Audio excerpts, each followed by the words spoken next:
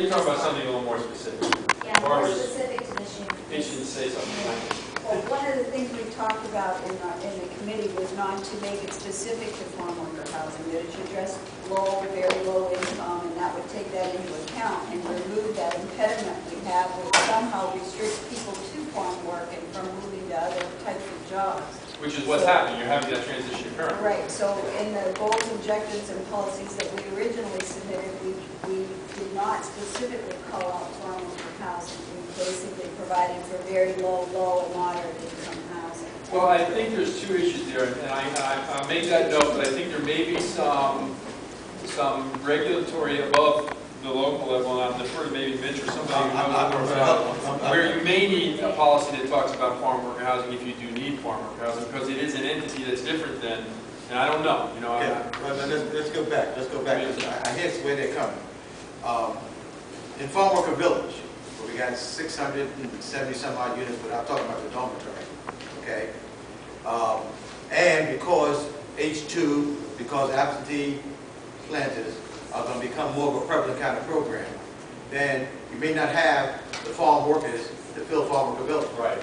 In that situation, they can demonstrate, it's done in other communities, to the Department of Agriculture, and they would allow them to take off the farm labor, but you got to prove to them through a study that this is no longer needed, and they can adjust it to regular. That's why we built it the way we did, so that it'd be nice neighborhood communities, whether it be farm workers or not. Yeah, but you basically don't need that restriction in your comprehensive plan. That's an issue. No, we agree with you. We agree with you.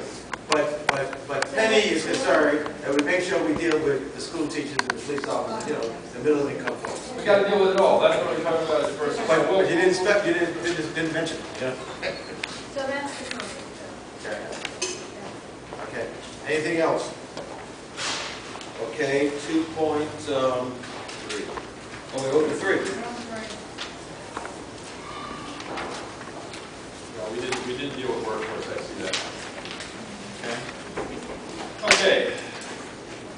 To provide in a cost-effective manner adequate public services and infrastructure in order to protect the public health, safety, and welfare and serve the needs of the Immokalee community. Again, that's going to get into sewer and water, law enforcement, solid waste, transportation, libraries, parks. So, Okay. it's a broad spectrum.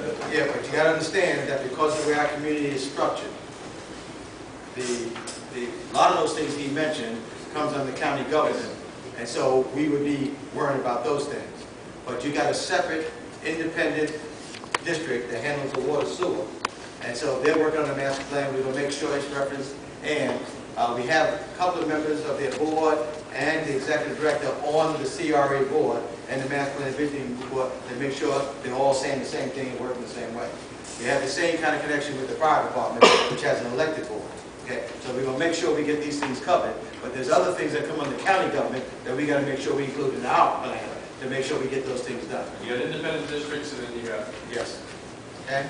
Any concerns about that? Any questions? Any thoughts? Okay, moving on. Oh, I'm sorry. There she is. In the transportation section, I also already did that. That's it. Is that 3? And Bob. That's 3.2.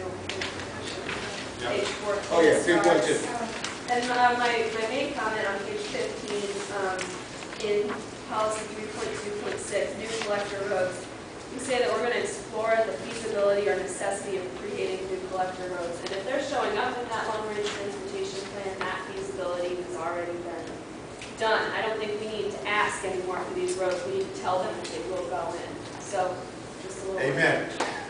Well, I agree with that. I mean, I think it's both. You got to take care of the existing ones and make sure there's a future. Right. Both. Yeah, but we all been planning, and she's been. No, I know. Little League Road, Yeah. We don't have to go back and talk about the feasibility of it. We got to talk about how we fund it. Yeah. Okay. I understand. Okay. I had a question. In that same thing in the long range, we were very specific in the beginning up at the top about 3.2.3. Seems like you're basically stating where you want the bypass, or there may be some objection. I mean, why are we so specific about that bypass? No, we can't be that specific about the bypass. That's what you got in the reason why we can't be specific about the bypass, there's an EIS, an environmental impact statement being done, a full-blown one, that's looking at 4 different corridors to deal with that whole bypass situation, over which we have no control. Over which we have no control. I know, but it's very specific. But, well, I think what we can't be specific about is the location. We can be as specific about a bypass, right? That's it. You're saying east of the Florida Trade Port to create direct access. Right. Well, we're not saying anything. This language actually came out of your draft Yes. that already exists. Every time you see, So- just to clarify, every time you see a policy number like this after one of those policies, that was an existing policy that was taken. So, but you have a good point there, and we want to make that more general. Yes. We'll talk about that, because that's a very good point. Because that's something over which we have no control. Okay, that's why I told you the CAC, the MPO. We thought it was specific for a reason, that's why we left it specific. You may have a good point. Okay. Any other thoughts? Yes, sir. Just one to be aware of, policy 3.2.7 talks about the long-range transportation plan. In the rural land studies right now, the county proposed some specific policies that treated the lands east of 951 differently than the rest of the county. So we might want to think about language here that ensures that we get fair and equitable treatment and the revenues generated here are spent here. Can you get that information so we Yeah, can I make got sure we include it? Okay, that's a good idea, good concept. Okay. Any other thoughts, concerns? It isn't just revenues generated, is it? It's just, no matter where you live in the county, you have quality roads. And if one area of the county has quality roads, then the other areas should have it too. Yes, but they haven't been treating us as well as they should. Well, Even though they come forth, and I gotta give them credit, 82 looks a whole lot better now coming into Immokalee. well, I mean, there's a bunch of different sources. There's a bunch of different sources of revenue, so it depends on what revenue source you're talking about. If you're talking about impact fees, those are by law specific to a certain geography. But, If you're talking about federal grant dollars, they may not. That's it. Those impact fees are specific to a certain thing. Sorry. But they can borrow surrounding impact fees. They can borrow, and that's what they've been doing to us to get that road to Orange Street. Don't get me started. All right. We're gonna get our fair share back. Okay? Well, yeah, one of the, Patrick's raised a good point, and I do want to take a second to just throw this out there.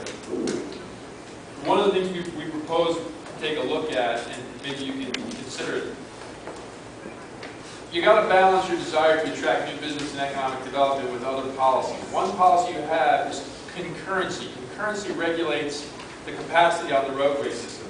Unfortunately, years ago, they created a concurrency management system that used a very inappropriate methodology for identifying levels of service associated with grades in school, A, B, C, D, E, and F. Really bad way to do it.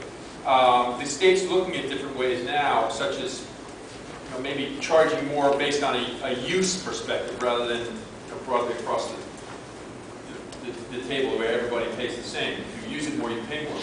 But the point that I'm trying to make is that that concurrency management system, if it's not flexible in an area where you want to focus on economic development, you can shut down economic development because you will not be able to go forward. So we want to take a look at that, and we'll probably make some recommendations with respect to that. Denise? Okay. If I'm following what you're saying, new development wants to come in, I'm going to use numbers instead of letters. Yeah, use the job creator, think of job creator. Let's say the roads are currently at 50, and they're going to need 100. They would have to pay the difference in impact fees from 50 to 100. But what if you said, they're at 50 because they haven't been improving as they needed to, and they should be at 70, not the 50 they're currently at because they lag behind, I will use the word ignored. So really and truly, the new effort is not Should going to only be 25. It's only going to add 30. Yeah. So That's part of the issue. so my question is, how do we address that and say to the county, because having been here for such a long Yeah. time, I know that previous county administration did not build any roads for some terrible amount of time, I think 10 years. So Naples was way behind the 8 ball. And when Mud got here, he put, metal to the pedal, whatever. Well, Accelerated. I mean, we have a number of ways that it can be addressed.